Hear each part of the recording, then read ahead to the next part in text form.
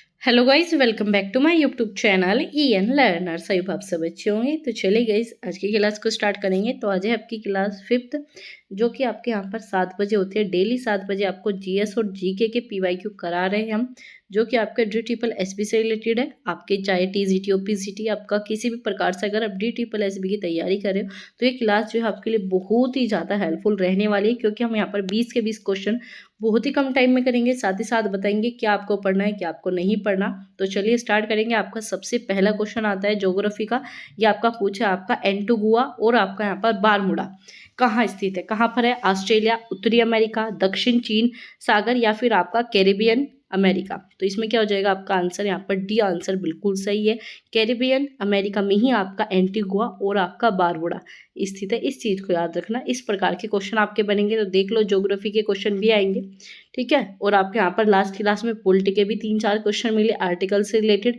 तो आप सभी के लिए इंपॉर्टेंट हो जाती है ये चीज़ें पढ़नी। तो आपको संविधान भी पढ़ना है, ठीक है। साथ ही साथ ज्योग्राफी की भी कुछ चीज़ें देख लेनी है। तो यहाँ पर क्या है आपका, यहाँ पर आपका आंसर नंबर डी बिल्कुल सही हो जाता है, ठीक है। अगर पूछा जाए आपका एंटीगुआ और आपका बारबुडा की राजधानी क्या है, तो आपका सेंट जोन्स, ठीक है। ये भी क्वेश्चन आपका पूछा जाता है एग्जाम में काफ़ी बार। तो चलिए आगे चलेंगे। यहाँ पर क्या पूछा आपका क्वेश्चन आता है आपका पॉलिटी से। इसमें क्या है, भारत के नियंत्रक और महालेखा परीक्षक के संबंध में निम्नलिखित में से कौन सा कथन सही है, ठीक है। और आपका लास्ट क्लास में हमने आपका कैग के बारे में पढ़ा था। तो यहाँ पर उसी टाइप का जो है आपको क्वेश्चन देखने को मिलेगा। तो इसमें क्या है, वित्त मंत्रालय में वरिष्ठतम अधिकारी को भारत के नियंत्रक तथा महालेखा परीक्षक के रूप में नियुक्त करते हैं। चलिए आगे देखेंगे।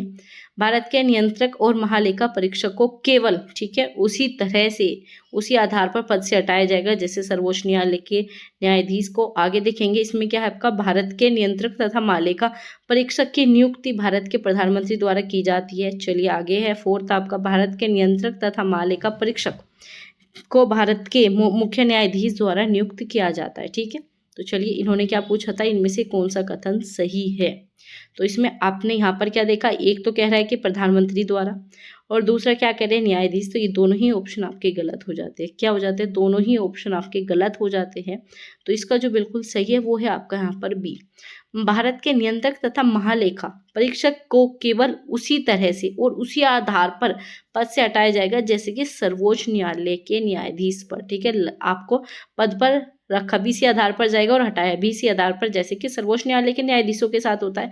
तो आपका यहाँ पर भी ऑप्शन बिल्कुल सही है, ये भी गलत है, ठीक है। तो चलिए पढ़ते हैं। आपका यहाँ पर बात करें संविधान के अनुच्छेद 148 के तहत, ठीक है। किसके तहत, 148 के तहत कहा गया है कि भारत में एक नियंत्रक तथा महालेखा परीक्षक होगा जिसकी नियुक्ति भारत के राष्ट्रपति के द्वारा, किसके द्वारा, राष्ट्रपति के द्वारा अपने हस्ताक्षर एवं मुद्रा सहित अधिपत्र द्वारा की जाएगी। तो पूछा जाएगा किसके द्वारा की जाएगी, राष्ट्रपति के द्वारा की जाएगी, ठीक है। और पूछा जाए उसे केवल पद से उसी रीति तथा उन्हीं आधारों पर हटाया जाएगा जैसे कि किसे हटाया जाता है, भारत के उच्चतम न्यायालय के न्यायाधीशों को, ठीक है। वर्तमान में आपके 2021 में क्वेश्चन पूछा गया। तो इसके क्या थे आपके यहाँ पर, गिरीश चंद्र मुर्मू जी जो थे आपके क्या थे, वर्तमान में आपके यहाँ पर नियंत्रक तथा महालेखा परीक्षक थे। अब आपको बताना है कमेंट करके कि यही अभी भी आपके हैं या फिर आपके न्यू आ चुके हैं। तो कमेंट करके फटाफट बताइए कि जो अब आपके वर्तमान के नियंत्रक और महालेखा परीक्षक कौन है। तो चलिए बात करेंगे आपका सेकंड मोस्ट इंपॉर्टेंट क्वेश्चन और काफ़ी बार रिपीटेड।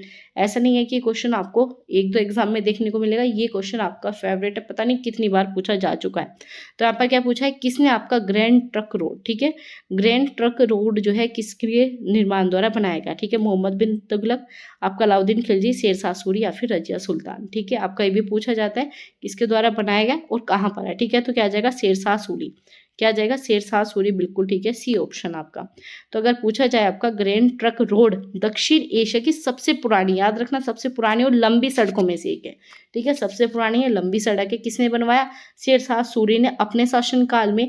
और यह सड़क जो आपकी चटगांव, पूछा जाता है कहाँ से, चटगांव से लेकर जो कि बांग्लादेश से शुरू होकर कोलकाता, अमृतसर भी जाएगी और लाहौर पाकिस्तान से होते हुए अफगानिस्तान में आपके काबुल तक जाती है। तो देखो बांग्लादेश से स्टार्ट होकर आपकी कहाँ तक जाती है, काबुल तक।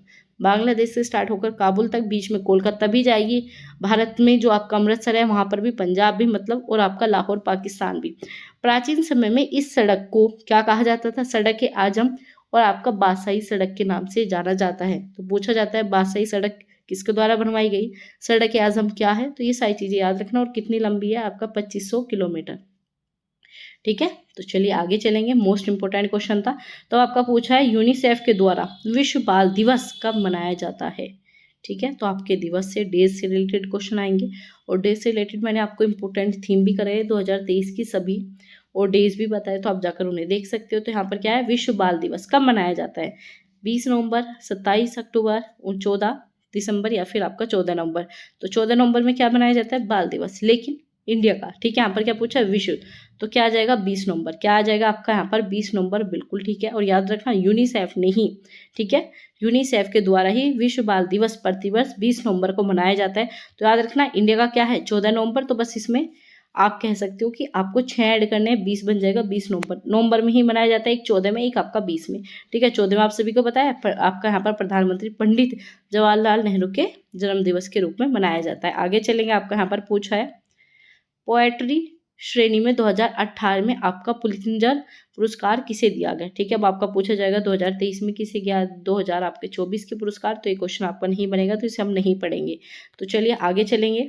ठीक है, अगर बात करें आपका यहाँ पर प्रसिद्ध सूर्य मंदिर, ठीक है, ये भी इंपॉर्टेंट क्वेश्चन है। प्रसिद्ध सूर्य मंदिर कहाँ पर स्थित है, तो फटाफट कमेंट में बताइए। तो कोणार्क है, वाराणसी है, आपका जैसलमेर है, या फिर उज्जैन। तो कहाँ पर है, कोणार्क। कहाँ पर हो जाएगा, कोणार्क। अब कोणार्क कहाँ है, उड़ीसा में। कोणार्क कहाँ है, उड़ीसा राज्य में। तो याद रखना है उड़ीसा में ही आपका सूर्य मंदिर है, और कोणार्क को कहा भी जाता है सूर्य नगरी। तो इन सब चीज़ों को याद रखना है। अब पूछा जाए किसके द्वारा सूर्य मंदिर का निर्माण किया गया। ठीक है, पहले तो आप जानिए कहाँ पर है, भारत के उड़ीसा राज्य में पुरी के जिले, ठीक है, पुरी जिले के कोणार्क नामक स्थान पर है। इसका निर्माण गंग, ठीक है, किसने, आपका गंग शासक, ठीक है, गंग वंश के शासक ने, आपका राजा का नाम क्या था, नरसिंह देव। ये भी काफ़ी बार पूछा जाता है, वंश भी पूछा जाएगा, किसने बनवाया ये भी, और कहाँ पर है ये भी। ये मोस्ट इंपोर्टेंट क्वेश्चन है। ठीक है, यह मंदिर गंग वंश के वैभव आपका स्थापत्य है, मजबूती और स्थिरता के साथ साथ ऐतिहासिक परिवेश का यहाँ पर क्या करता है, प्रतिनिधि करता है। और पूछा जाए विश्व धरोहर स्थल को कब घोषित किया गया, इस मंदिर को क्या विश्व धरोहर स्थल में कब शामिल किया गया, तो आपका 1984। ये क्वेश्चन भी आपका बनेगा। तो इससे रिलेटेड यही इंपॉर्टेंट क्वेश्चन थे जो कि आपको बताए। याद रखना है किसने बनाया, किस शासक ने, और आपका कब इसे विश्व धरोहर स्थल में शामिल किया गया। अब आपका यहाँ पर क्वेश्चन आ जाता है इंपॉर्टेंट। इसमें क्या पूछा जाता है, आदिल ने आपका माइक्रोवेव ओवन में छिलकों के साथ कच्चा अंडा रखा, ठीक है, और चालू कर गया। ये क्या है, आपका क्वेश्चन है साइंस से। ठीक है, साइंस की पूरी एक प्रक्रिया बताइए। तो इस क्रिया के परिणाम से क्या हुआ, आपका अंडा 1 मिनट में उबलकर तैयार हो जाएगा। जैसा अंडा था वैसा रहेगा। वैसे कैसे रह जाएगा, जब उसने ओवन में रखा है तो या तो पकेगा वो, ठीक है, अंडा 2 मिनट में ओवन तक पक जाएगा, या फिर अंडे के छिलके फट जाएंगे। अब उसने क्या रखा, अंडे के छिलके के साथ, तो आप देखते हो क्या होता है कि अंडे के छिलके फट जाएंगे। तो क्या आ जाएगा, डी ऑप्शन बिल्कुल सही है। तो आपका क्या हो जाएगा, डी ऑप्शन सही है। आगे चलेंगे। ठीक है, तो इसमें क्या पूछा है, भारत सरकार के प्रमुख कौन है। ठीक है, पूछा गया अगर आपसे कि भारत सरकार के प्रमुख कौन होता है, लोकसभा अध्यक्ष, उपराष्ट्रपति, राष्ट्रपति, या फिर प्रधानमंत्री। अगर प्रमुख के रूप में पूछा जाए तो आपका क्या आ जाएगा, प्रधानमंत्री। और पूछा जाए प्रथम सदस्य तो आपका राष्ट्रपति। याद रखना है। तो क्या आ जाएगा, डी ऑप्शन आपका बिल्कुल सही है। प्रधानमंत्री के पास काफ़ी शक्ति होती है, राष्ट्रपति के पास इतनी नहीं होती जितनी आपके प्रधानमंत्री काम करते हैं। तो क्या आ जाएगा, डी ऑप्शन बिल्कुल सही है। तो संसदीय प्रणाली पूछा जाए भारत में कौन सी प्रणाली है, संसदीय 2 प्रणाली है। ठीक है, लास्ट क्लास में भी समझाया था।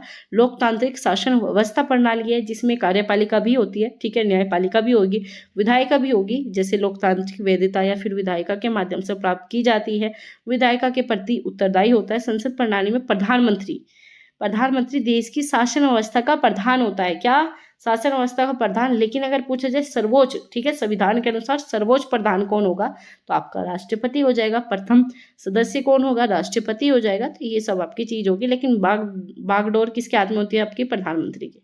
ठीक है, तो चलिए आगे चलेंगे। आपका यहाँ पर क्या पूछा, आपका क्वेश्चन नंबर 29।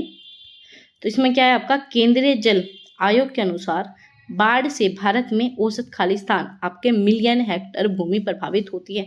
तो कितनी भूमि आपकी, कितनी जमीन जो है प्रभावित होती है बाढ़ के कारण भारत में, औसत बताना है। तो आपका यहाँ पर 7.5, आपका 3.6, आपका यहाँ पर 6.7, या फिर आपका यहाँ पर 14.4। तो क्या हो जाएगा, आपका यहाँ पर 7 पॉइंट जो है आपका यहाँ पर 5, ठीक है। इतने परसेंट आपकी भूमि जो है हेक्टेयर में आपका क्या होती है, खराब होती है, प्रभावित होती है। आगे चलेंगे आपका, और किसने ये सारी चीज़ें बताई, ये बताइए आपकी IMD की फुल फॉर्म पूछी जाती है, तो भारतीय मौसम विज्ञान विभाग, ठीक है। भारतीय मौसम विज्ञान विभाग की क्या करती है, मौसम की पूर्वानुमान, आपका भविष्यवाणी बताती है। जबकि केंद्र जल के आयोग की विभिन्न परियोजना जो कि आपके बाढ़ की पूर्वानुमान जारी करती है, इसकी दृष्टि से कितना आपका यहाँ पर 7.5 मिलियन जो है हेक्टेयर आपकी भूमि खराब होती है बाढ़ के प्रभाव से।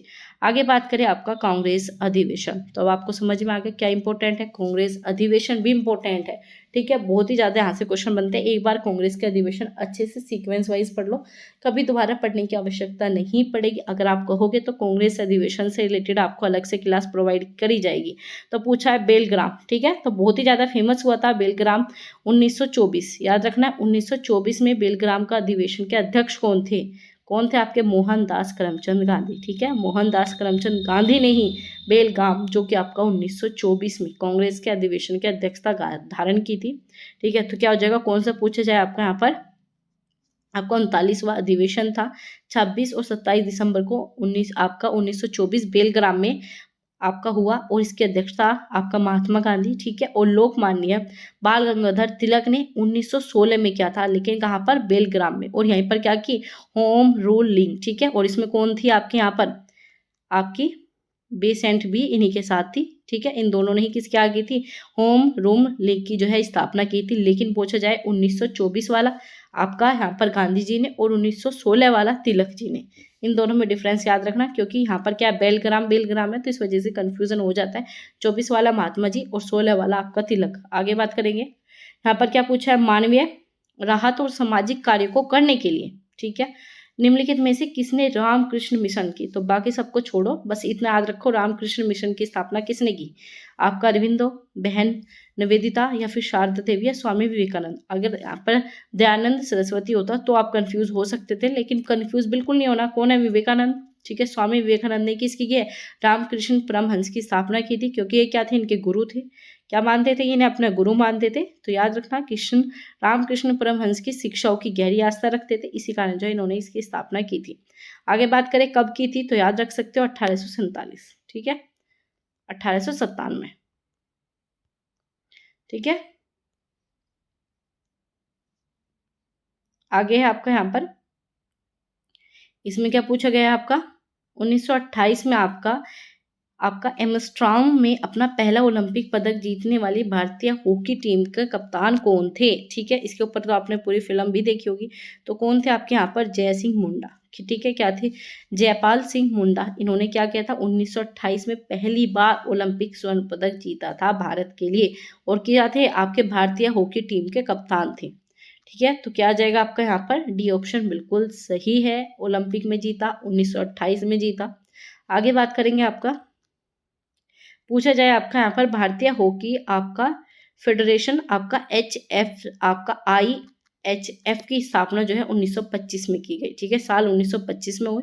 और अगर पूछा जाए कब जीता, तो आपका 1928। आगे चलेंगे, आपका यहाँ पर क्या है, द पैगंबर पुस्तक के जो आपके लेखक है वो कौन है, आपके जलालुद्दीन, मोहम्मद रविंद्रनाथ टैगोर, लियो, या फिर आपका कहलीन गिब्रान, ठीक है। तो क्या आ जाएगा आपका यहाँ पर, द पैगंबर, ठीक है, किसकी, आपकी कहलीन गिब्रान, ठीक है। तो पुस्तक से भी क्वेश्चन बनते हैं। तो लास्ट क्लास में हमने क्या पढ़ा था, महाभारत का पूछ लिया था, आपका कालिदास भी पढ़ी थी लास्ट क्लास में, आपके वाल्मीकि के द्वारा रचित रामायण पढ़ी, तो उन सबके रिलेटेड क्वेश्चन आपके बनते हैं। तो यहाँ पर भी आपका पुस्तक पूछी गई है, तो इन पुस्तकों को याद रखना है, ठीक है। अगर आपसे पूछा जाए यहाँ पर क्या, आपका कहलीन आपका गिब्रान कौन थे, आपके लेबनीन अमेरिकी कलाकार थे, और ये इन्होंने क्या किया, द पैगंबर नामक पुस्तक इन्होंने लिखी। इनकी बाकी रचना पूछी जाए, द थ्री आउट, ठीक है, और द ब्रोकवेन विंग जो है इन्हीं के द्वारा लिखी गई थी। आगे चलेंगे, तो आगे है आपका यहाँ पर क्वेश्चन नंबर 36, इसमें आपका ग्रीष्मकालीन ओलंपिक 2020 पूछा है। अब आपको ये नहीं पढ़ना, आपको क्या पढ़ना है, 2023 का बताओगे मुझे, और 2024 का, ठीक है। इसे आज ही आपको पढ़ना है, अगर आप कहोगे तो इसे पढ़ा दिया जाएगा। तो इसमें क्या है, आपका 2020 का पूछा था, तो ये नहीं। और आपको खेल से रिलेटेड क्वेश्चन करने होंगे, क्योंकि खेल से रिलेटेड क्वेश्चन आपके बनते हैं। तो यहाँ पर क्या पूछा है, 2016 में, ठीक है, शिशु मृत्यु दर, आपका शिशु मृत्यु दर प्रति आपके 1000 जीवित जन्म का क्या अनुपात है, ठीक है। तो बताना है क्या है आपका यहाँ पर, 21 है, 44 है आपका, 34 था या फिर 9 था, तो शिशु मृत्यु दर कितनी थी आपकी यहाँ पर 44, कितनी थी 44 2016 में, ठीक है। आगे चलेंगे, आपका 2019 में क्या हुई, घटकर आपका 34 हो गए, ठीक है। तो 19 का भी न्यू है आपका ये, तो याद रखना 34 हो गई। आगे चलेंगे, आपका यहाँ पर पूछा है हिंदुस्तानी गायक अश्वनी भिड़े देश पांडे निम्नलिखित में से किस घराने से है। तो घराने से रिलेटेड भी क्वेश्चन आपको देखने को मिलेगा, तो घराने से रिलेटेड जो भी चीजें आपको पढ़ लेनी है, ठीक है। तो यहाँ पर क्या पूछा है आपका अश्वनी भिंडे देश पांडे, ठीक है, किस घराने से थे। तो किस घराने से थे, आपका पटियाला या फिर आपका जयपुर, आपका अंतरौली या फिर आपका ग्वालियर या फिर आपका किराना। तो कहाँ से थे आपके जयपुर, याद रखना अश्वनी आपके भिड़े कहाँ से थे, जयपुर, आपका अंतरौली। तो बी ऑप्शन बिल्कुल सही है, क्या थे, हिंदुस्तानी गायक है।